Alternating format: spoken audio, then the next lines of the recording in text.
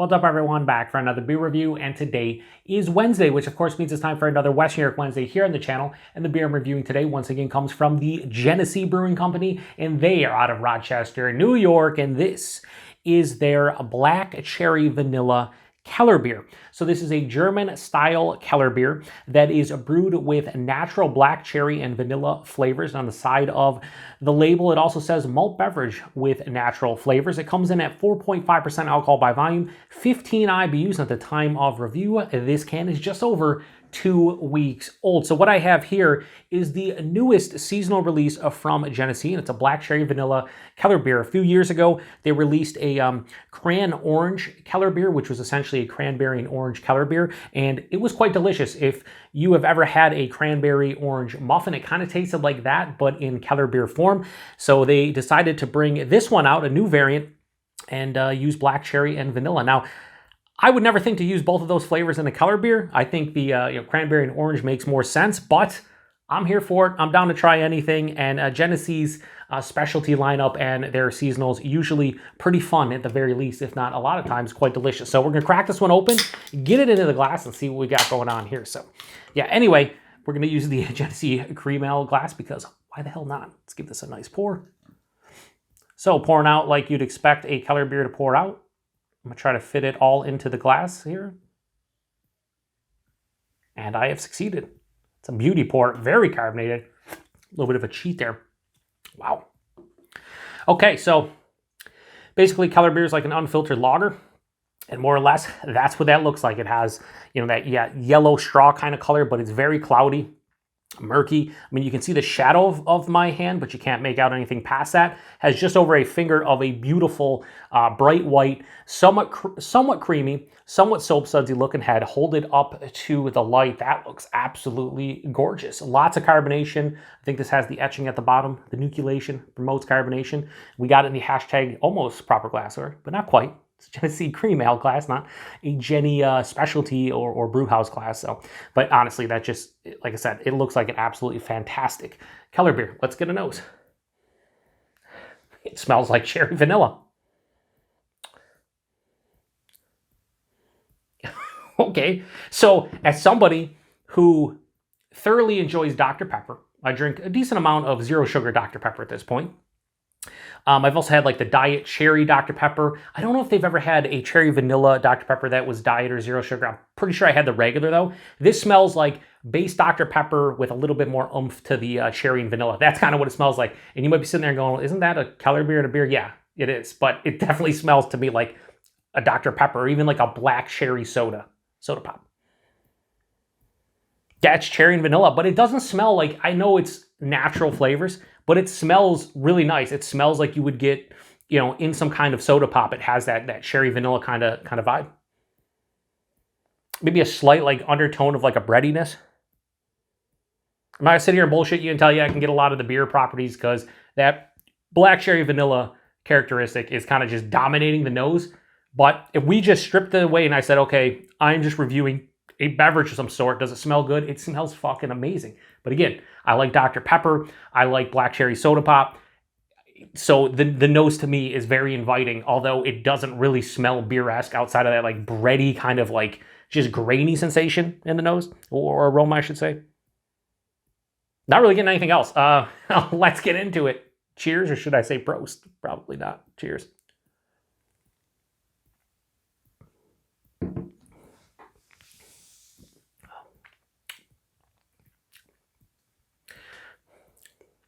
Okay, all right, so, okay.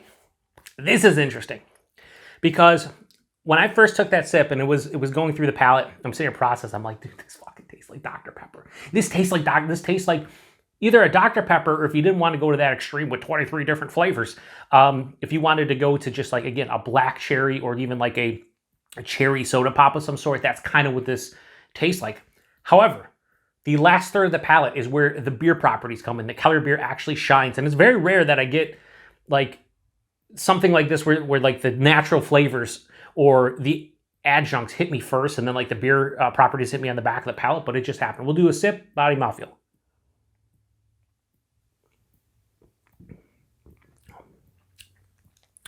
Body this is not that bad. I'd say lower side of medium, approaching medium, 4.5%. A little bit more heft than I thought. I thought it'd be maybe a little bit more watery. Don't get me wrong here. It's not like I want it to be watery. I just thought it would be. It's 4.5%, but I think the body's nice and appropriate. The mouthfeel is really cool because while it kind of reminds me, the mouthfeel kind of reminds me of like a German Hefeweizen or like a Belgian Witbier, where there's a lot of effervescent kind of properties on the palate. It's spritzy. You know it's carbonated, has a nice moderate touch over moderate carbonation, but man, is it smooth and somewhat creamy on the palate. It's very inviting, the mouthfeel. The taste, first 2/3 to 3/4 of the way through the palate. I can't say anything other than black cherry or just cherry, like a sweeter cherry in general, and vanilla. It's intertwining, so it's cherry vanilla. I'm saying it mimics Dr. Pepper or like a black cherry soda pop, but the vanilla is definitely there, but I get more cherry than vanilla. But I'd say it's like 75-25 cherry or maybe like 60-40 cherry to vanilla. But it's really nice. But that's the first half of the palate. It's just all that. However, on the finish, I get this nice bready, somewhat grainy malt character that's mixing in with this, like, I'd say grassy. There's like a touch of like a spicy herbaceousness, which again reminds me of Dr. Pepper. Dr. Pepper had the 23 flavors, but Dr. Pepper has that like almost like a spicy cherry kind of vibe. That's what this beer has.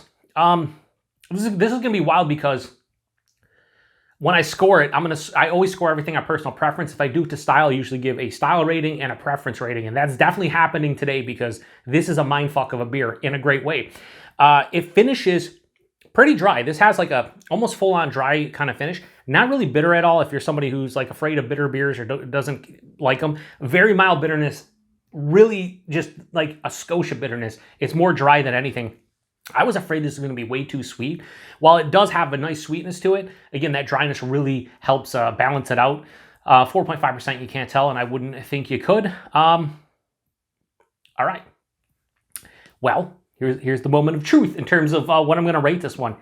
As a Black Cherry Vanilla Kellerbier, again, taking into consideration basically an unfiltered lager, I'm not going to go that high because while I do get some of the the Kellerbier on the finish, this definitely drinks more like some kind of, as they say on the side here, malt beverage, or is what folks call them is like Elko Pops or something like that. Like, you would think, I hate to say this, but like something like Smirnoff would come out with this, right? Or it just in that realm.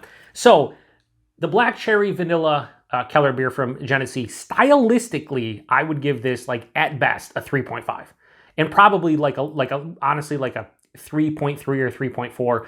Like there's just not enough of the Kellerbier for me to really be like, oh yeah, it totally tastes like a Kellerbier with Black Cherry Vanilla. If I was doing it this review blind, I would definitely not call out a Kellerbier at all. But it does have a very clean kind of feeling to it, knowing it's an unfiltered lager. But anyway, my own personal preference, way higher than this. Why? Because I love Dr. Pepper, I love Black Cherry soda pops, and I like cherry vanilla anything. This fucking tastes delicious. This is a summer crusher in a can. I'm glad I bought an entire 12 pack. I didn't want to wait to try to find singles, so I bought an entire 12 pack, and I'm not disappointed I did. So I'm going to give this right here, I'm going to give this a low 4.25. I'm going to go 4.2. This fucking is delicious, but again, it's hard to call it a Kellerbier in my book. But regardless, this is like, if you like the cran orange one, go check this one out. Very similar in how it's delivered to the palate. It's just black cherry and vanilla instead of cranberry orange. That's where I'll leave it. Price point availability. I paid $11.99 for a 12 pack of this at a local Consumers Beverages. I was like close by one, so I was like, I'll pop in and see if they had it. They had it, and I think it was $11.99, maybe $12.99. I think it was $11.99 though. And most of these specialties are anywhere between like 11 to 13 bucks, depending upon where you buy them, which brings me to the availability. It's Genesee. And when I say that and I go, oh, wherever Genesee gets sold, not really. A lot of their specialty releases don't make it out of the state, or if they do, it's like certain markets. So you might see this if you do see some Genesee specialty releases. If you got the cran orange Kellerbier in the past, maybe this will show up. Same thing with like their ruby red Kolsch and the other Kolsch's they've come out with.